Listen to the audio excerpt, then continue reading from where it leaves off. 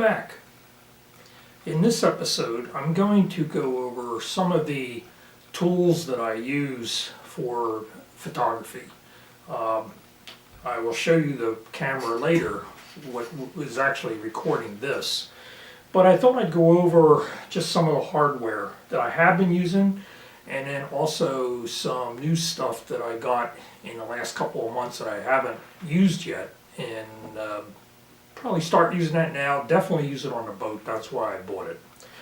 The first thing I use, and I try to use it less and less, is my phone, my iPhone.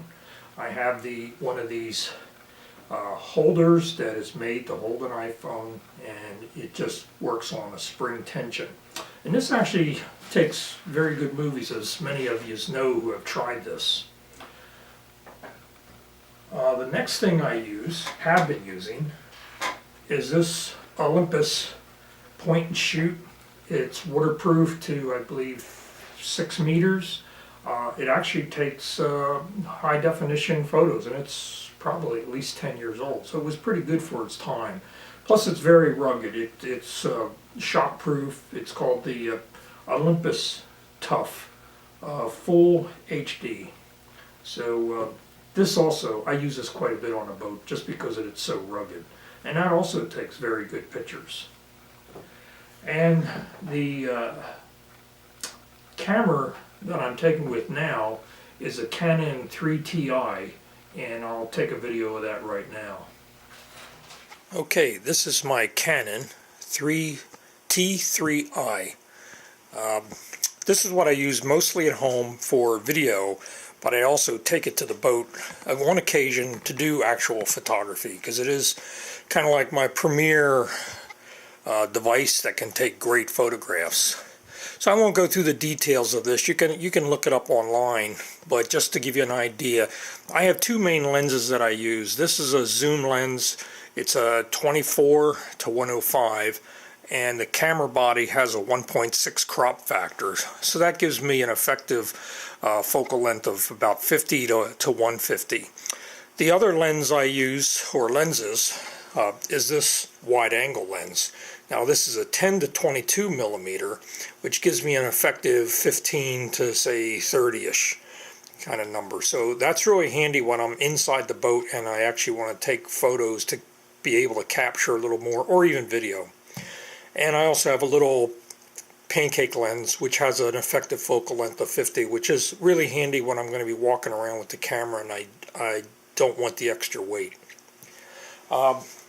The one good feature, and in some respects bad feature, is when you're in video mode you have to put it on manual focus. The nice thing about that is if you're moving your hands in front of the video, it's not going to keep trying to shift the focus. The camera that I'm currently using to take this video right now is the Olympus Tough, and that does have a autofocus feature, and one of the disadvantages is if you are moving around, it will constantly try to focus and refocus. So you might even get a glimpse of that during this video as well. Okay, next up is some new things that I've gotten. I bought one of these small little waterproof video recorders. This is called the SJCAM. It's like the SJCAM 4000. I saw a review on one of the YouTube channels of a fellow sailor, and they tested, husband and wife, they tested 4 different video cameras. I don't believe one of them was the GoPro. They were looking for something inexpensive that took good photos and good video. And I was impressed with the sharpness and the color of this little camera. So I got this camera and a lot of attachments. This is the waterproof case for it. And I got all kinds of head straps and you name it, I got it. And it was all like $120. I think there was a $20 off coupon, so it was a bargain. So I'm going to try to use this quite a bit on a boat. One thing I made recently is a selfie stick. which I can put this little SJCAM on the end here. And this is made out of a repurposed ski pole. I put a handle on here with a little loop here so I don't drop it in the water.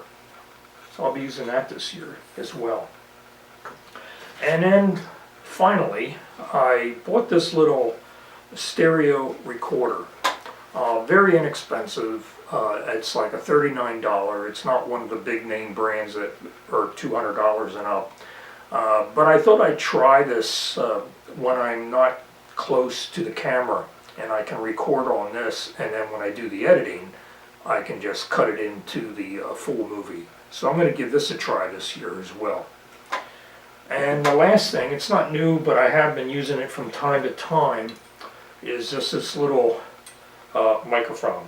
It's not wireless, it plugs into my camera, so once again it's not the best quality. It's definitely not as good as what the microphones in the cameras are. But at least if I'm far away or there's a lot of background noise, I use this on occasion.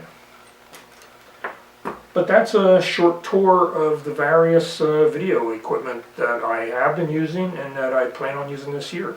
I hope it gives you some ideas. If you have any comments, anything that you would recommend that might be either an improvement within a budget, as you can see, is a homemade selfie stick. So you kind of get the idea what my budget is. I know the Heroes are probably fantastic, but at $400 for a brand for the current model, I'm not willing to spend that much. But I'm anxious to see how well this comes out. In some future videos, I'll let you know when I'm using this, and we'll see how it comes out. Okay? Thanks for watching, and you have a great day. Now this is a postscript. I decided why wait till the next video to try my SJCAM. So this is the SJCAM. Let me know what you think. Hopefully the sound is good. I'll try to keep the sound level about the same as what I recorded in the first portion of this video, and then you can compare it as well as the color and the sharpness. So I appreciate your feedback. Thanks a lot for watching. Bye.